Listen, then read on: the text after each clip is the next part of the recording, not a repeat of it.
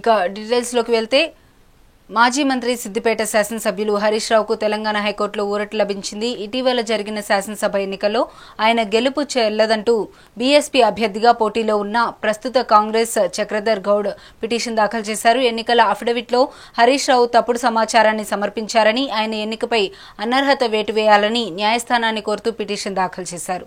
ఆ పిటిషన్పై మంగళవారం విచారించిన ధర్మాసనం సరైన ఆధారాలు లేకపోవడంతో చక్రధర్ గౌడ్ దాఖలు చేసిన పిటిషన్ను కొట్టివేసింది.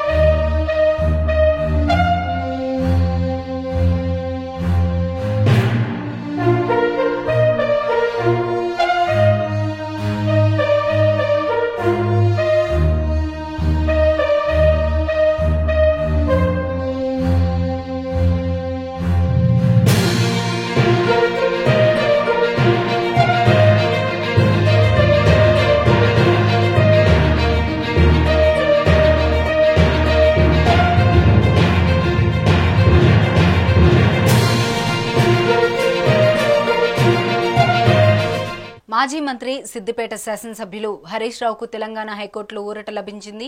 ఇటీవల జరిగిన శాసనసభ ఎన్నికల్లో ఆయన గెలుపు చెల్లదంటూ బీఎస్పీ అభ్యర్థిగా పోటీలో ఉన్న ప్రస్తుత కాంగ్రెస్ చక్రధర్ గౌడ్ పిటిషన్ దాఖలు చేశారు. ఎన్నికల అఫిడవిట్లో హరీష్ రావు తప్పుడు సమాచారాన్ని సమర్పించారని, ఆయన ఎన్నికపై అనర్హత వేటు వేయాలని న్యాయస్థానాన్ని కోరుతూ పిటిషన్ దాఖలు చేశారు. ఆ పిటిషన్పై మంగళవారం విచారించిన ధర్మాసనం సరైన ఆధారాలు లేకపోవడంతో చక్రధర్ గౌడ్ దాఖలు చేసిన పిటిషన్ను కొట్టివేసింది. ఇక ఇదే అంశానికి సంబంధించి మరింత సమాచారం మా కరెస్పాండెంట్ జగన్ ఫోన్ లైన్ ద్వారా అందిస్తారు. జగన్ చెప్పండి. తేజస్విని, ఇది మాజీ మంత్రి హరీష్ రావుకు సంబంధించినటువంటి ఆయన అప్పుడు ఏదైతే ఎలక్షన్ లో 2023 ఎలక్షన్ లో తప్పుడు అఫిడవిట్ సమర్పించాడు. తన్ని అఫిడవిట్ లో అన్ని విషయాలను వెల్లపుచ్చలేదంటూ ఆయన ప్రత్యర్థి అయినటువంటి చక్రధర్ గౌడ్ వేసినటువంటి పిటిషన్ ఈ రోజు హైకోర్టు కొట్టేసింది.